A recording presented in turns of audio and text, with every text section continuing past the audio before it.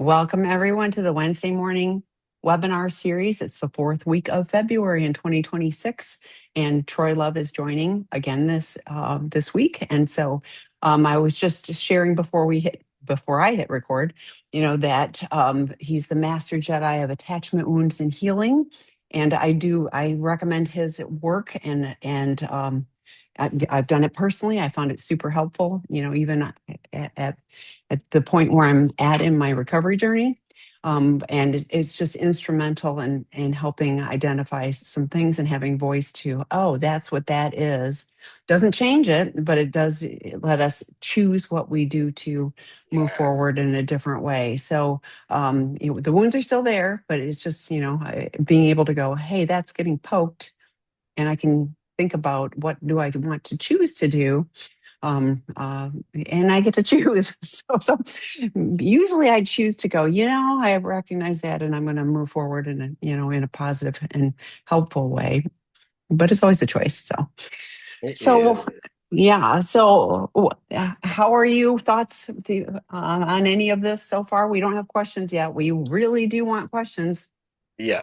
I recorded a podcast episode yesterday and it was on boundaries. Mm, And that's such a tough thing for people.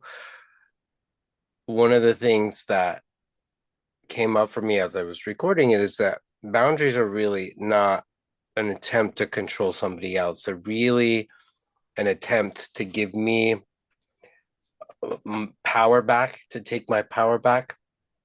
But when we have wounds around rejection, betrayal, all that stuff, and then tied to that, the core beliefs that I don't matter, I'm not enough, I'm not worthy, it's really hard to step into that place. So as you were talking about, I have choices. I can name things. That's one of the beauties of it, is being able to say, oh, this is my betrayal wound, or this is my abandonment wound, and I get to choose what I want to do with that now. I don't have to sit and play in that victimy, powerless place. I actually can choose what I want to do with that. And I can choose to believe something else. And that's the work, right? That's the work we do. But that really stood out. So that, as you were saying, that we can choose something different. yeah. Well, um, and we do have a question, but as an addict, I still, even though I have a lot of recovery, and I recognize, and I share this, I recognize this in me.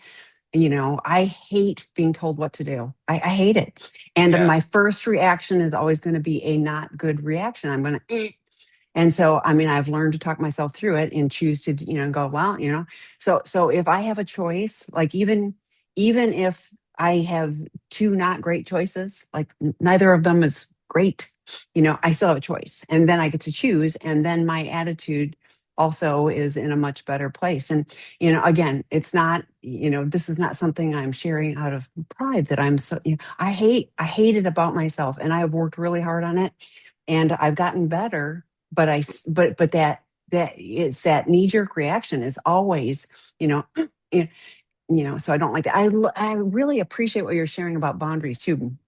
And you're right, it isn't about, punishment or control, but I had not given thought to my wounds could influence how I'm able to attend to boundaries, because if I don't believe that I'm worthy of, holding, space for myself, then I'm going to have a harder time doing that. If the other person has, let's say, exacerbated that belief, has piled on that, even if it's, I'm going to leave you if, whatever, that could also make it harder to hold those. We have a boundaries work group, so Troy does an attachment wound work group. We also have for partners a boundaries work group, because it is very difficult to learn what is and isn't boundaries, and to learn how to get support to hold them, regardless of what someone else is doing, especially internal boundaries. So I kind of feel like when Troy's talking about, if I don't feel like I'm worthy, look, understanding I am worthy and I am not going to betray myself, is really key. The boundaries work group will start in March. I will pull the link in just a moment. and put it in. Um, okay, so the first question, Troy, is I'm a betrayed partner. My husband is currently at Seeking Integrity. I have three young children and have been married to him for over a decade. I had an initial discovery 2 years ago where my world was flipped upside down, and now another recent 3 weeks ago where I found out even more betrayal. He didn't tell me the first time. He's been faking his sobriety and recovery for the past 2 years. How do I detach while he's away when my attachment wound is screaming? Oh, thanks for asking that. Mm, thank you. So part of the detachment is looking at what stories you are telling yourself about the betrayal and what story shame is telling you and other people are telling you, right? Uh, that's the dilemma with this one. It's hard to talk to people who don't quite understand. But that's the first part is what's the story?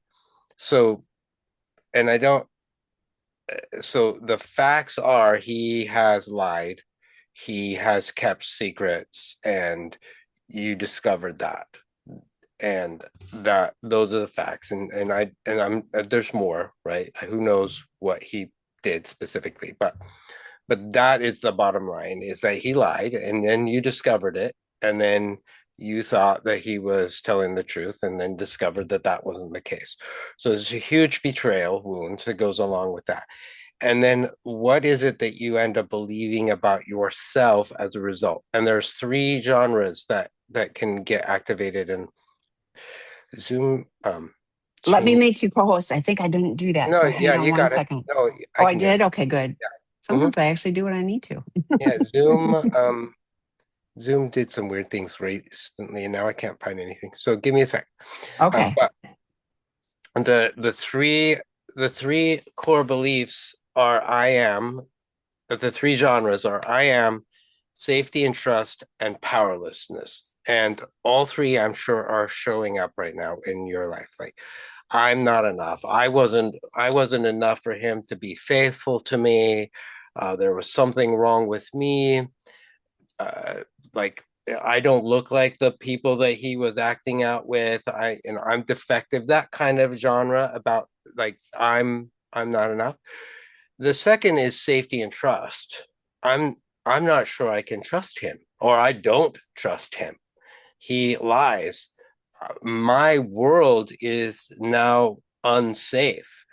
I've had to go check to see I have STDs, which I never thought I would have to do. I'm not sure financially what my world is going to look like. I have three little kiddos that are in this mess and I don't know how I'm going to protect them. So there's some core beliefs around that about I'm not safe. There's and then the third, which seems to be, I mean, they all show up, but there's a lot of power in the powerlessness. Like there's nothing I can do. There's nothing I can do. I am at whether he goes to recovery or not, whether he's like, there's nothing I can do. Those are the three core beliefs. And although there's little bits of truth in those, most of it is emotion based. There's a lot of fear that's happening, and that is understandable. At the same time, the way we detach is we write them down. I'm I wasn't beautiful enough, for example. I can't trust him to tell the truth. So we'll use that first one. I'm not beautiful enough. Well, on a scale of 1 to 7, how true is that? 7 being absolutely true, 1 being completely false. Well, enough for what? We maybe want to do some exploration of that. I'm not enough for him. I'm not enough, period. But we can start to explore that and say, well, I don't think that. I think I'm beautiful. Like, I think I'm beautiful. So I don't think that had anything to do with him acting out. My beauty, I'm just using this as an example. It had nothing to do with him acting out. So I can detach myself from that core belief. I don't trust him. On a scale of 1 to 7, how true is that? That's a 7. And there's reasons for that, right? So I can accept that right now. I don't trust him, but it's not because I'm flawed or defective. It's because he has behaved in a way that now makes me not be able to trust him. And I'm not going to extend trust to him until he starts to demonstrate that he is trustable. So when I start to look that out, and I'm like, well, that one is true. I can't trust him, and there's valid reasons for that. That takes away some of that fear because it's a more grounded place. I'm not afraid. I realize, nope, I can't. And then I get to decide what I want to do with that, which we'll go to. And then the third is like, there's nothing I can do.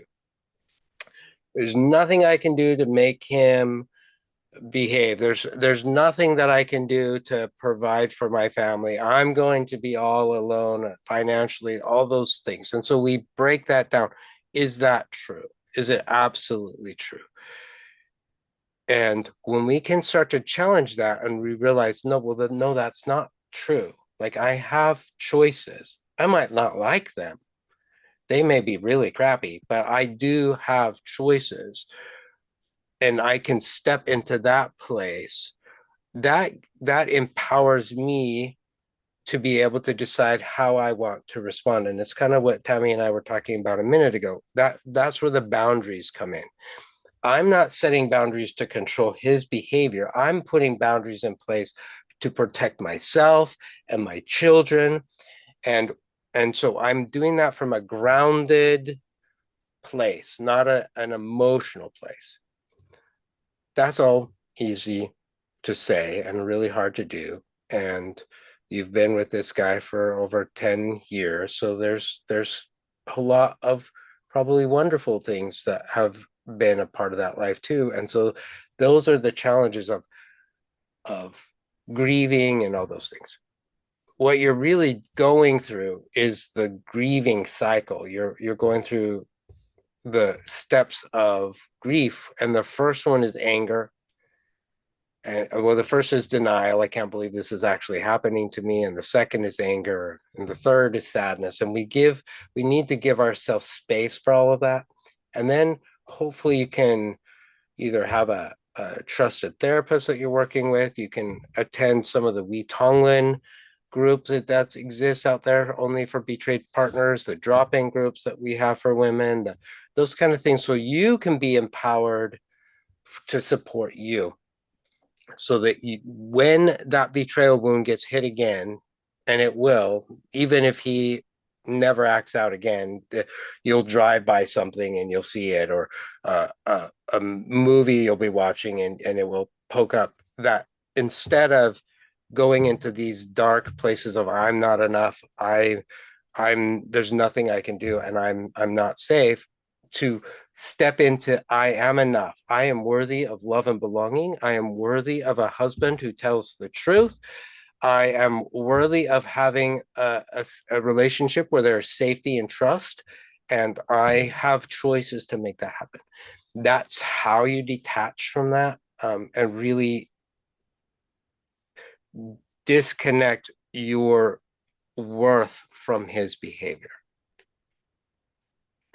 And like you said, this is all easy to say and challenging to do, especially, I'm hearing you're in attachment wound is screaming, and so I when I was more active with the people coming into treatment and partners, I would I would share with partners how important it is to do things that will help you regulate. You've got 3 kids, so it isn't like you can just go, well, like you need to show up for yourself and for your kids, even though he's gone. And I'm really glad he's getting help, and Seeking Integrity is uniquely qualified for these specific issues. So that said, what do you need to do today, and or what do you need to do in the next 10 minutes? And Debbie McCrae often shares like having an emergency kit of to regulate, and so we're going to be able to think through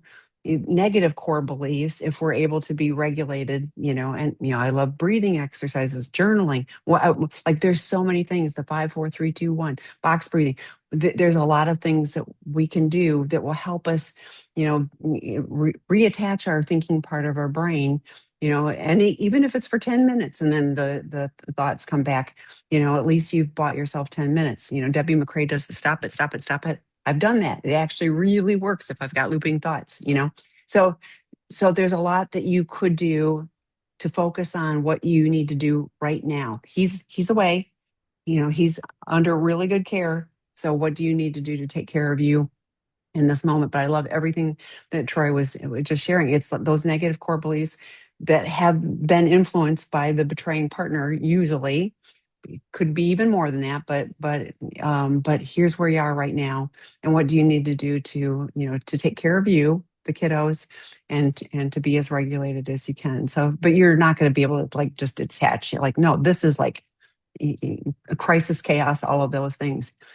That's where it is right now. And if he does the work, like the guys that come to treatment that do the work, things really do change. And it's a journey. They don't magically get fixed, but you'll start to see things shift and change for him. So. Okay, so the next one, my wife's abandonment wound is severe. She's in S&On and does the work. No trauma therapy though. I've been doing this for 6 years and and you likely know that when my wife gets really low, overwhelmed, she can get really aggressive and yell and name call. I can only stay on the pain field for a few hours. That's a reference to Dr. Eddie Caparucci's. I will pull the video. So that's a specific reference. So for a few hours and then I need a break. I sometimes take the rest of the day off. We start again after circling back and she rages again, same routine. I take another break, circle back that evening. We go like this for days until she stops the attack. And then we reconcile, but the days trigger her for abandonment. She is usually having an ongoing trauma response also during these days that waxes and wanes. I have to pull back enough to stay in the spare bedroom. I'm trying to set new boundaries, trying to limit the raging and its impact on me involved by pulling back from her. And so the dance goes. That sounds painful. Yes, and I can attest that you do the work because I see you in lots of meetings, and Yes. so I just want to honor that. So what you're describing is the death spiral that I refer to as the death spiral, where you both are doing the burpees, or one of you is doing the burpees and the other one of you does the burpees. So for those of you who have no idea what in the world I'm talking about, let me tell you what that is. Here we go. No, that's not it. These are the burpees. All right. Blame, rescue, protest, and escape. So we engage in the burpees as a way of dealing with our attachment wounds being hit. So it sounds from what you're identifying that one of her wounds is abandonment, which makes sense as to why she is responding the way that she's responding. So she blames. She'll go into blame, and it sounds like she does it in a pretty aggressive, name-calling way. The challenge is that when she does that, then that hits on your wounds, your wound of rejection, I'm guessing. So when that happens, it looks like this. So her attachment wound is hit. She has a core belief. So let's say her abandonment wound gets hit. Her core belief is, oh my gosh, he's going to leave me. He's not going to be here for me. I can't depend on him to stick around. And then she gets angry and then she blames. And then when she blames, that pokes your rejection wound. And although you've learned some tools over the years in order to be able to hold space for that and recognize that, it does get taxing after a while. And so after a while, you're like, I gotta pull away. I need to I can't be here anymore. I gotta go. And so that's your burpee, although it's a healthy, you're doing it healthy, like you're trying to leave, but it's still escape, right? So you're in her mind, it's escape. And so then that triggers her attachment wound even more, and around you go. So part of, and this comes from Sue Johnson's work with my language embedded into it, but part of that is having a discussion when she's not upset and say, hey, like this is the pattern, this is the dance that we do. And I know you hate it, and I know that I hate it. But this is the dance that we do. What can we do differently so that we don't have to keep doing this dance? Part of the work that, and you've identified, she hasn't done any trauma work. She does S&On, which I, that's great. But part of that work for her is kind of like what I was saying to the last person, is disconnecting those core beliefs from the wound. And that's trauma work. We're rewriting the core beliefs is what we're doing. And so uh, I I know that one of my core beliefs is powerlessness. I'm being her for a minute. If I don't yell, if I don't call names, then he's not gonna know how hurt I am, and he's not gonna change. And so I feel like there's nothing else that I can do except for yell, but that doesn't work, right? So being able to say, like, I know that in the past I probably haven't shown up for the way that you wanted, but I really do want to. I mean, I'm here for the long haul. I don't want to go anywhere. And this is really hard for me. My emotional capacity, my nervous system really shuts down when this goes on for a while. And I want to hold space. I want to be there. And physically, emotionally, spiritually, energetically, I can't. So I don't know what else to do other than to pull away without that triggering you. So what can we do differently? Is there a way that maybe we could try something else? Because I know that you hate it and I know that I hate it. And this isn't how we want to live. So having some dialogue around that. It, if she's open, and I don't know if she is, but if she's open to doing some work around that, um, that would be helpful for her. Uh, I'm guessing that this goes way back to stuff that happened way before you. Um, and she's learned this response. If I yell and scream, then I feel heard. And so, how can we rewrite that? Even if she was willing to go to EMDR or something where that's not as intense. I mean, it is intense, but like that's a way of maybe addressing that without having to talk a lot about stuff. That might be something. But at the end of the day, it's really talking, going to her and saying, hey, I think we do this. And this is my part. And that's really how you get out of it, is you own your part. um, this I pull away, I get overwhelmed, and that's my part in this. What's your part in this? That's the ownership part. And then having empathy for both of your wounds. I know you're hurting. Can you see that I'm hurting? Can you care that I'm hurting? I really care that you're hurting. And that's how we get out. And I hear you and I agree. And I also have experienced, like, again, recently, multiple partners who have no desire to shift. So what happens if I go, hey, we don't like doing this pattern, and a partner goes, I don't care, you did this to me, da da da da da da da. Then what?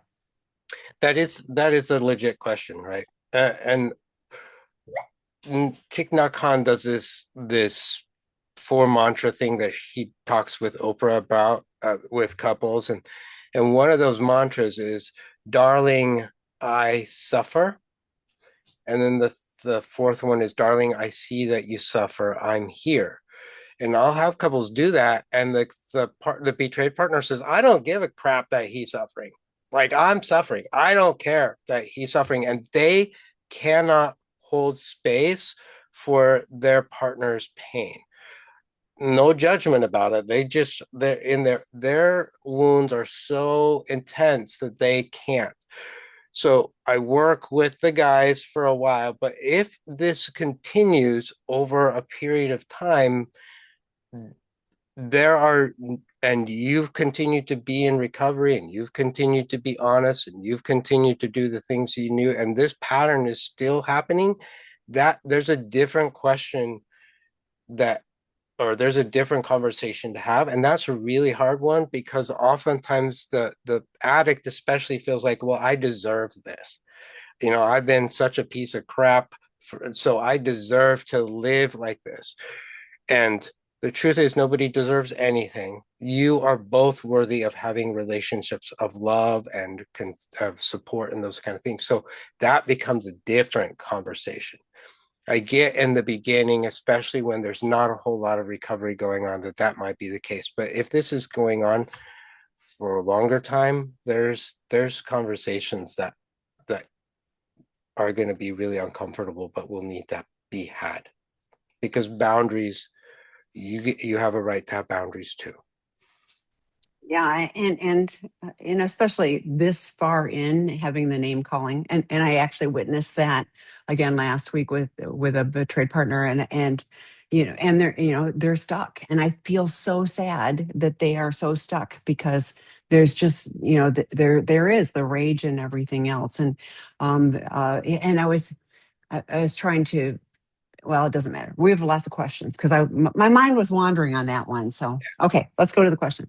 Well, I am. Stephen Stosny has a book called Healing Without Pain or something like that, and it's really a cycle, a workbook for people who are in that type of a situation where they continue working on themselves. And so, if you want to check that out, Healing Without Hurt, I think that it's about you. It has nothing to do with what your partner's doing. So that's a resource that you might want to check out. So the next question, I'm badly struggling with disorganized attachment. I do the push pull with not only relationships, but also therapists. I find I end up ghosting them too because I just don't trust people enough to let them close. I was a parentified child and my depressed mother's therapist, and my father was a violent alcoholic. Even in my process and substance addictions, I do the binge and purge cycles, buying cigarettes and breaking them the next day, texting people and then blocking them. Please help. Like thank you for sharing because I get lots of people that go, I want to find a new therapist, and I dig in. I don't just go, here's some more names. I want to know what's going on. And sometimes it's like I've been to 4 different therapists, and what's the common denominator? That person, it isn't the therapist. It's like I really appreciate you owning that and the ghosting. Not okay. We really do ask that people have a session and say, this is what I'm looking for. I feel like our treatment isn't going in the direction that I need, but when this pattern is at play, I hear you. So Troy, thoughts? Yes. Okay. So let's take a look at your wounds: loss, neglect, rejection, abandonment, betrayal, and abuse. I'm guessing you have several, if not all of them, based on what you described growing up. And so, of course, your core beliefs are I'm not safe. I'm not sure that there's anybody in my life that I can trust. So part of that is doing your homework with a therapist, and then right off the bat, and maybe you've done this already, but right off the bat saying, hey, look, this is my pattern.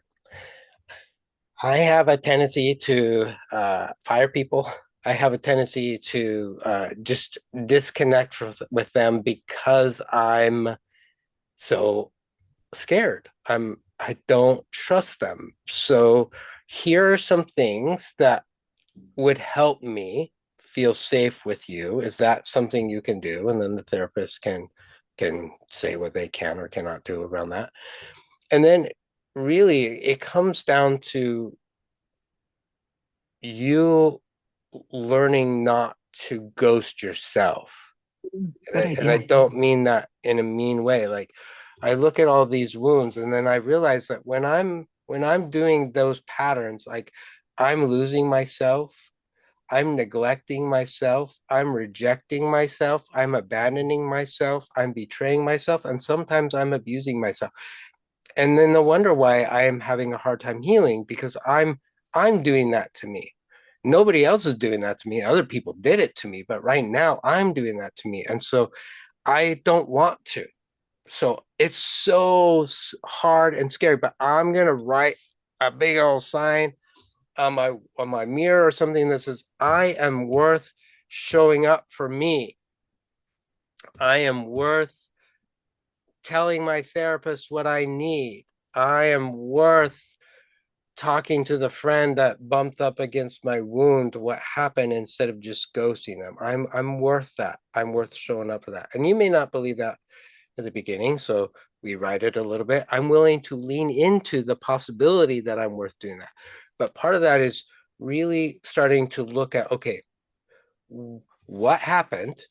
I was talking to this therapist, and then I'm guessing the therapist said something or did something. What happened? What specifically happened? And if you go to the sexandrelationshiphealing.com page and you scroll down to Fridays, you'll see that there's a link to a finding peace worksheet, um, which you can download for free. If you buy the finding peace workbook, it will explain how to do that. But that's a process that you can go through. Like, okay, so what happened? What did I end up believing about myself? What emotions did I have? How did shame show up in my life around that? And what do I actually need?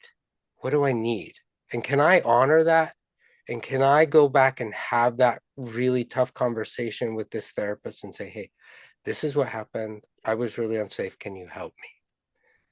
So I love that you're showing up for yourself right now. I love that you're identifying with it, that disorganized attachment. And by the way, I have disorganized attachment, which is super fun for other people, because sometimes I'm really clingy and sometimes I'm like avoidant as heck. So that's tough for people. And I've had to learn how to tell people, hey, this is what I'm doing. And I've had some really good friends, Matt Wheeler, who hangs out on this page. He's my best friend, and he would stick to me. Like, he would call me and like, hey, I've heard, and forced me to work through some of this stuff. So if you have someone who's like, can you do that with me? That would be really helpful. But most importantly, don't give up on yourself, because you're worth loving yourself and you're worth being loved by others. Yeah, thanks for that. And I really, yes, a real friend, is going to give you what you need, even if it's really not what you're wanting in that moment. Because I'd rather avoid all the people, but yeah, yeah, I mean, that's how we learn and grow. And I crack up that we're sharing all of our I warts and know. everything today. Just Hey, we're okay. human. I know. Recovering betrayed partner here, 5 years in with a stable recovering essay. Yay! Working on our relationships as a recovering couple. All our work is paying off. Yay! And we are moving forward in the world, looking for like minded couples who are also past the heavy lifting stage, not having much success. Any ideas or suggestions? We are doing RCA. That would be one. So, Recovering Couples Anonymous, that's what that refers to. Loving the new season of your podcast. So, great job. So, yeah, Thank you. it is harder. I think for even within the betrayed partners, and this was true in Al-Anon a long time ago, and probably still true. But it was like they would get stabilized and better enough, and then they wouldn't go. So it was harder to go to those kind of groups because it was usually more new people. Where in the other side, the addiction side, those rooms we keep coming. So do you have any, I mean, I think it is hard to find, couples that are, moving forward that want to connect for the longer haul. Well, I think it is, because where do you find them? Where do they Yeah. hang out, right? So um there's a couple of ideas that I have. If you have a faith practice, there are several churches who will do like couples groups and things like that. That's not specifically about recovery, but it is about couples, right? And what I've learned is, yeah, you have a betrayal, you have a betrayal wound. Your partner acted out, um, and there were a lot of difficulties with that. Other couples have gone through similar things. Other couples have gone through things that are not similar at all, but are just as painful. And so maybe being willing to understand, like, we have a lot more in common than we have different. So is there a group where couples meet that are working on themselves, like it's a self-help type of a group, but it's not necessarily about betrayal trauma? I would imagine that sitting in that, you would still find a lot of connection with those people. It's also maybe putting out to some of the rooms that if you're going to RCA and it's in person, maybe if there's a couple or two that you like, that you reach out to them and say, hey, would you like to go to dinner sometime? Or if it's virtual, putting it out there, hey, does anybody live in our area? We'd love to go to breakfast sometime. Those those kind of things where you're a little bit vulnerable. Most people really crave connection, but they tell themselves, well, we're too busy, I got other things, and so they never actually follow through. And so it's on us to initiate that, and that's vulnerable, and sometimes it doesn't work out, and that's frustrating. But the fact that you are looking for that, and I don't know if I really believe in manifestation. Okay, I probably do it wrong, but putting that out in the universe and saying, hey, we really want to find some like-minded couples that we can connect with. Can you please help us find that? Um, I will continue thinking about that. I think I know who you are, so if I will send you some ideas about that too. Um, but part of that is where else would these people be, and where could we go to hang out with them? Like, we got to go where they are. And it may not be in a recovery circle per se. It may be in a different place, but they're still doing recovery work. There's or relationship growing work, like Yeah, honestly, I love what you're talking about with like it may not be addiction focus or betrayal, but like if we're doing relationship moving our relationship forward work, and I've done lots of different things like that, which the languages of love. I thought that one was, I did that whole thing. It was really interesting. Like, so I think there's a lot of things like I like the idea of thinking outside the box, like rather than just looking for recovering couples, are there other people who that and you know what, when you're in the real world, you start getting really close and vulnerable, you know what? You're gonna. I think it's fascinating how many people go, I never knew they were struggling with the same thing we are. So you don't know. I like what you're talking about. If you are seeking that, I do think you'll find some things, but it may be having a little broader lens to find some couples that want to keep moving their relationship forward. So. Okay, the next one. As a betrayed partner, it has been 28 months since D-Day, and my partner refuses to give full disclosure. He is diagnosed pathological liar and continued acting out. The tiny, healthy piece of me that knows, or that left knows I need to leave the relationship, but because of my anxious attachment style, I'm unable to follow through with any boundaries I implement for fear of abandonment. I am broken, deeply traumatized, and psychologically struggling. This betrayal trauma has destroyed my world, and I knew it. Can you suggest a way for someone with an attachment disorder to let go without further harm to self? So, thank you for being here, and thank you for being vulnerable and sharing this. Um, you a self gratific self whatever. I'm talking about myself. Sorry. But you might want to check out the Finding Peace workbook. You can buy that on Amazon.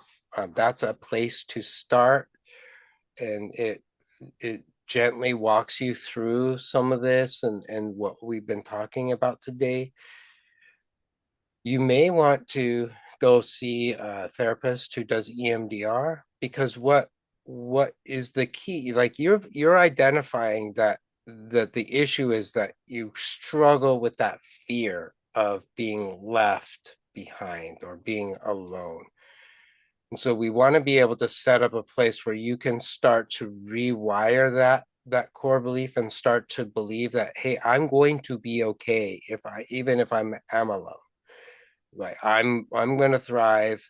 I'm I'm going to you may not ever want to be in a relationship again, which is fine, but that would be a core belief. Like I would find love again, or I don't ever have to find love again, and I'm going to be okay. Like all of those are part of those core beliefs that we want to rewire. Because right now, when your abandonment wounds particularly is hit, what your brain has learned is I can't survive by myself. I have to have somebody in there. So every time it's hit, that's the narrative that's running through your whole nervous system.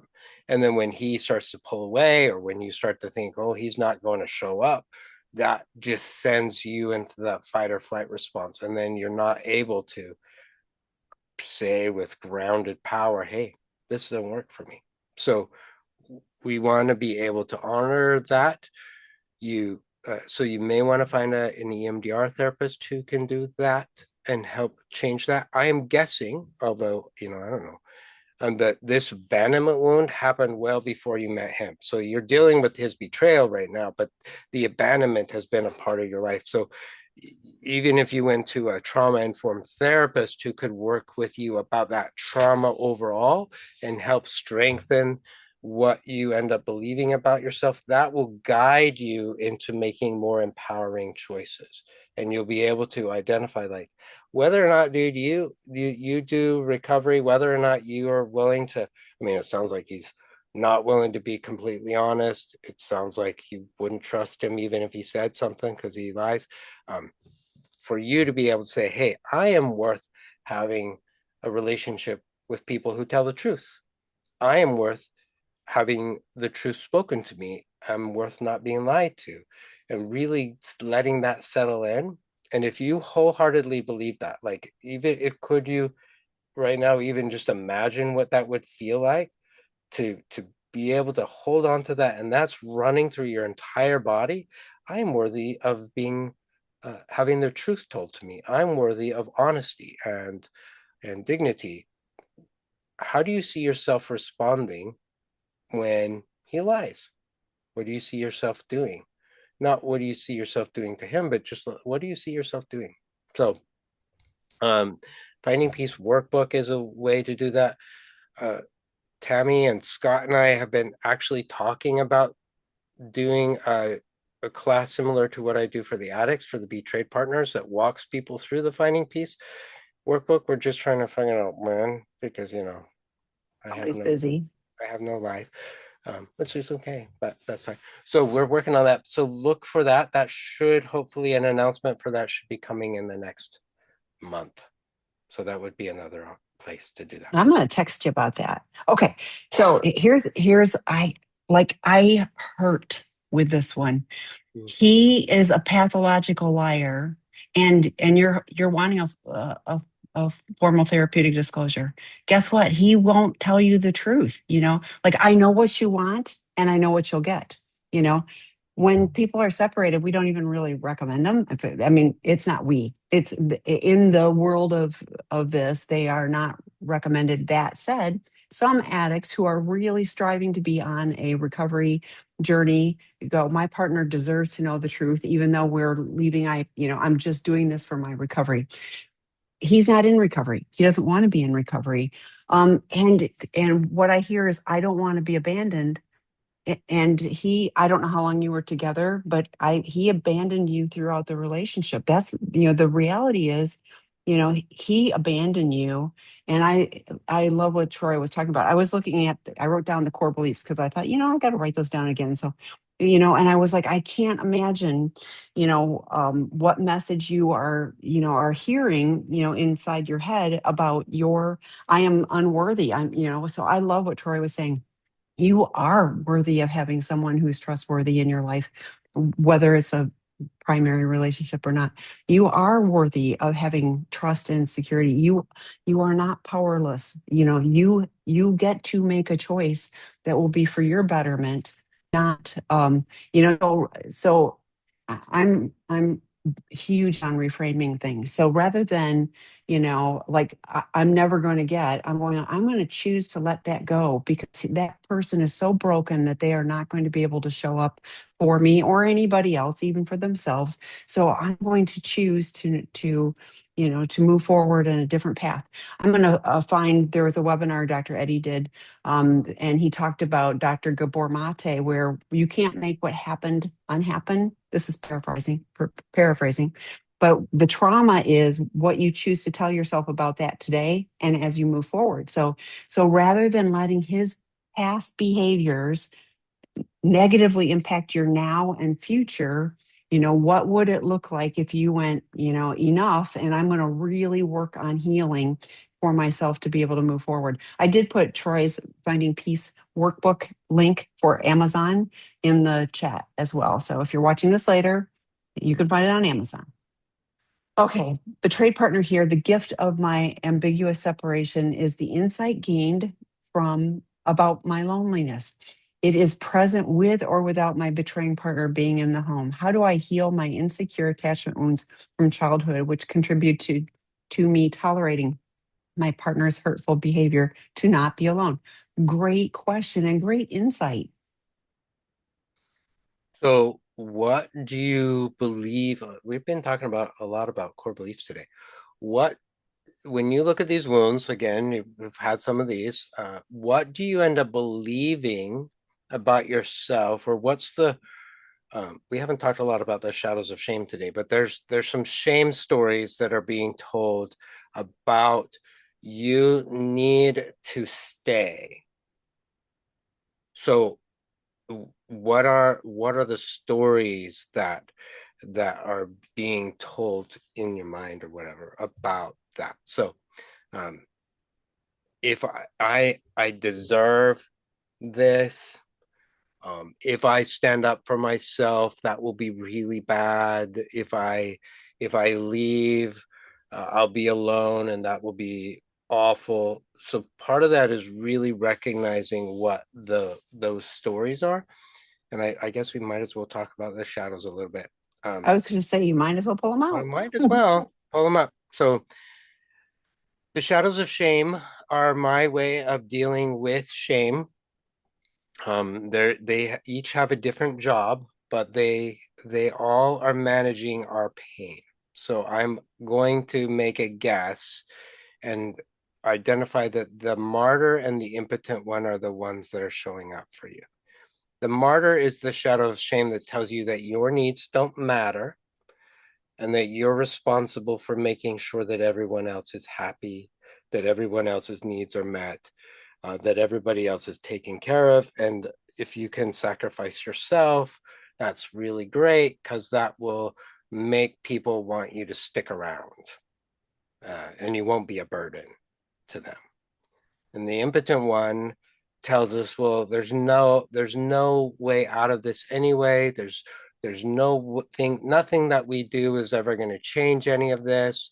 We're never gonna, it's always going to be like that. And so, I just should just kind of continue doing what I'm doing and not rock the boat. So I'm guessing that those two are coming up. And what we do is we have a dialogue with them and say, okay, so what are you, martyr, what are you trying to prevent me from experiencing or feeling by telling me that I need to stay, that I need to manage him, that it would be really bad of me to leave? Like, what are you trying to prevent me from experiencing? And is it working? So if you sit with the martyr say, well, I just don't want you to be rejected anymore. I don't want you to be abandoned anymore. Well, is it working? Or do I still feel abandoned? Do I still feel rejected? So me going along with what you're saying is not really changing the outcome. So maybe I want to try something different.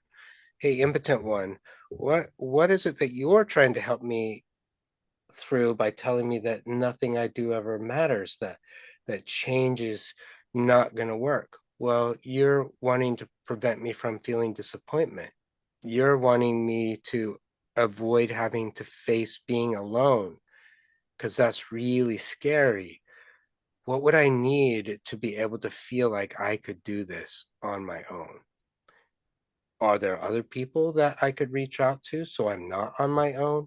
Are there other sources and resources that I have so that I'm not walking through this all by myself? What do I need? And so being able to really have some compassion for your own pain and your own wounds and start to believe, hey, I am worth not sticking around with hurtful behavior. I'm worth standing up for myself. I'm worth having some boundaries. I'm worth a, a relationship of love and those kind of things. I could be okay for a little while if I was alone because I'm not really alone. There's other people in my life I could reach out to. Those are all those are all things that we work through, but hopefully that might be helpful. And it's fascinating how those voices come up really quick. But I personally have used Troy. Well, I did his retreat. I encourage you to consider that. But it's one of those things where having the ability, just like Troy was saying, like to go, oh, there's my judge, thank you for trying to help me. And here's what I'm going to choose to do. Just having that ability to intervene on it can give me a little bandwidth to look at things a little differently. So, okay, the next one. A sex and love addict here, 3 years in good recovery. I've distanced myself from my wife lately because I don't feel cared for. It's hard to tell if she's choosing not to care or if she's just reached her limit and has nothing left to give. How do I know the difference and between a won't and can't, and how do I find peace if she is already at her capacity? Well, I guess my first question would be, have you had a conversation with I her was about thinking the that? same thing. So, So that would be my first question. Have you? And maybe you have, and maybe that's scary. Uh, I will tell you, working with couples inside and outside of recovery, there is this there is this period of time where the the sex slows down, the intimacy is not as frequent as it used to be, and it may or may not have anything to do with betrayal. It's part of life. It's part of what's going on. So part of that is just checking in with her and saying, hey, like, I've noticed, and you own your part, like I've noticed that I've I've had this desire to pull away because the stories that I'm telling myself are that you're not really interested in me anymore. Is there any validation to that story, or is that just a story that I'm making up? What It seems like maybe you're overwhelmed. Like, what's going on in your life? Like, what's on your plate? Is there anything that I might be able to help you with so that you maybe have some more bandwidth to be able to show up differently? Because maybe you're exhausted, and I want to be there for you. So part of that is having those conversations with her, um and it may be that she doesn't care, but I'm guessing that's probably not what it is. Most of the time when I'm working with women, they're overwhelmed. uh, they have like 5 million things going on, and they feel like they're doing it all by themselves, and they don't feel comfortable asking for help. They don't know how to be vulnerable around that, and so it's part of that. It's like, hey, what's on your plate? And maybe just having that conversation first. What are all the things that you're overwhelmed by? Is there anything I could do to help? I really want to show up and help, and that might shift it even that a little bit.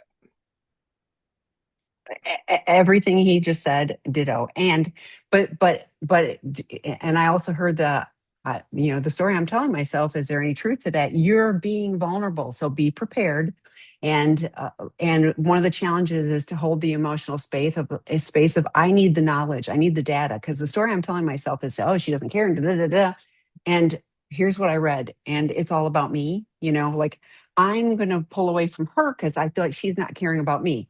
And that's challenging, like going, I'm going to show up for myself in this relationship, and I'm going to be curious and see what I can do because I don't want to pull away. Yeah, I want the connection. I often share, Dr. Rob did a podcast on sex, love, and addiction with Dr. Stan Tatkin about we do in a healthy relationship, January of 2019. In a healthy relationship, we are better than either of us individually. That means both of us individually are healthier, happier. I mean, like all the good stuff in a relationship. In a not good relationship, we're better off not being. This is a way simplified version. Listen to the whole podcast. But like I loved that because like why would we not want to strive for this and letting our like well the story I'm telling myself the story I'm telling myself is this. Um, oh, FedEx. So now my dogs are barking. The story I'm telling myself is this versus, like this is reality. And it may be she's overwhelmed or I mean, who knows? Like I can relate to all those things. So you being willing to be vulnerable, to be curious and see, who knows? But yeah, often the communication is like, well, I just, this is what I'm experiencing, goes back to all of the voices that we tell, all of the things we tell ourselves is, yeah, we're not worthy of this or whatever. So I love that. Okay, this one's I think this one's a couple. So this not be might not be phrased correctly, but speaking of boundaries, after 2+ years of sobriety, I had a slip and told my wife about it on Monday. I told her with a delay, in part because I'd been discussing with two therapists. She didn't want to speak about the details and asked me if I'd had a slip or relapse to leave for a week, leaving her with our several kids. She asked me to not speak to her or contact her until 1:30 Friday when I have a meeting scheduled with my therapist.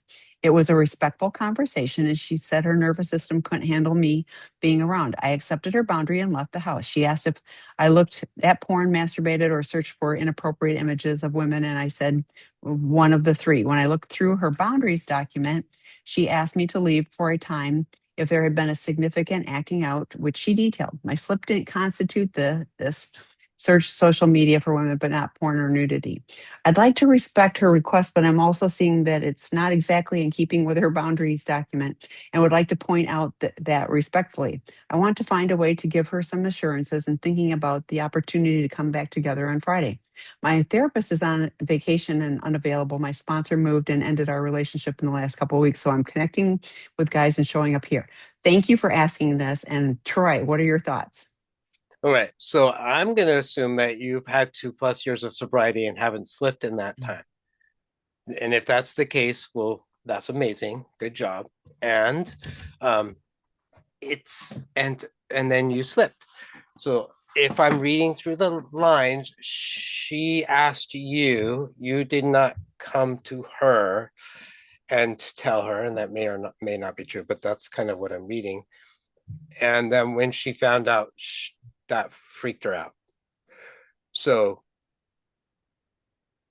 this is less about what's on her boundaries document, although I know that probably feels unfair to you that I'm guessing you feel like she's overreacting. Um, and more about this is an indication that she's scared and she's hurt. And so if you can identify that you, and it looks like what you did was social media stuff. If I mean, I have lots of thoughts, but the first is when she asked if it's one of the three. You can't go back in time, but I would have said it was me looking at women on Facebook or whatever, and just being flat out honest about that. I know that she said she didn't want to know, but then she asked you a question. So, and again, I don't know all y'all's situations, so I'm just going by basic principles here. So, but this is her hurting and feeling unsafe because of an action that you did. And so part of that is to be able to understand that her pain is been hit, her wounds have been hit. And rather than going after what she should or shouldn't do on her boundaries document, it would really be like, I can see that that was really hurtful for you. I can see that me doing that was hurtful, and maybe not disclosing it in a timely fashion was hurtful. What do you need in order to help you feel safer? I can see that my behavior was painful for you, and it really made you feel unsafe, especially after 2 years of doing so well. I would imagine your brain really like crashed and burned, and like, oh my gosh, has he really been sober for 2.5 years, and all those things, and that's had to have been so overwhelming for you, honey, and that's the last thing I wanted for you. And so I'm so sad that you're hurting, and I want to be able to show up for you. What would be most helpful now that you've been gone for a week? So we all have a right to be able to make our requests around our boundaries, and it may not be what we put on that document when we wrote it 2 years ago. It may change. We have the right to be able to do that. But the reason why she did that is because she felt like she needed to create some safety for herself. And the reason why she did that is because she's hurting. And so if you can focus on her pain and her fears more than the boundary that she was putting in place, I think you're going to that there's a chance to be able to repair that relationship a whole lot faster than if you focus on the boundary setting itself. Recognizing she's in pain, you contributed to that. You're not a horrible human. You made a mistake. What can we do to move forward? I was like well, yes, I acted up, but it wasn't as bad as you like that. That won't get you ultimate. After this week, maybe it's you choose to have the conversation afterwards and say, how was that for you? Is there an opportunity to do things differently? I get caught up and I talk to lots of partners. And when you have to go back and look at a long list of boundaries, that is challenging. I don't find that to be helpful for either of you, because it's like reading a contract with all the fine print. What did it say? Let me pull that back out. Of course, I am not minimizing your behavior. In any way, I'm not saying it's okay, but I find the simpler the boundaries, the more, the more yeah, any form of social media, that anything that would be deemed acting out, as a boundary violation. you know so, and I also understand that, the context of Matt Wheeler says the more boundaries people have, the more clear it is. So I'm weighing with that. But in these initial stages, it's like, how do you navigate this? And to me, it is like, yeah, I'm honoring her boundaries. If there's an opportunity to say, hey, you've got the kids. If there's something, if I can come and take the kids out to dinner and give you a break, like, what can you do now? And I just invite you not to. Scott talked about mansplaining. Well, you don't really understand, and so I would encourage you not to go there. Yeah, don't do that. Yeah. And somebody said to the one person, I feel for you, very similar situation. Mine refused as well because he was still lying and acting out. We finally have one on the calendar. I did get EMDR this past year, talking about a formal therapeutic disclosure, and have been seeing a CSAT betrayal trauma therapist the past year. Highly recommend. The only thing with EMDR is if you're still being re-traumatized at home and lied to, it doesn't work and undoes the EMDR. It's been my experience. It was to suggest to wait with EMDR until after full disclosure. If in that situation, that could be the case, and I think that's when you work with your individual therapist on what they recommend for you. But in that case where he's out of the house already, and and there's no formal therapeutic disclosure, getting some help on that. And we are way past time, and I appreciate you staying, Troy. Yeah, you're welcome. I'm going to text you on the other thing. So I got an Okay. idea. So, all right. Thanks, everyone. Join us next week. Dr. Skip Spear is joining me because Scott is out of town. So he will be joining me on the Wednesday morning series. So join us. Thanks, everyone. Bye. Bye.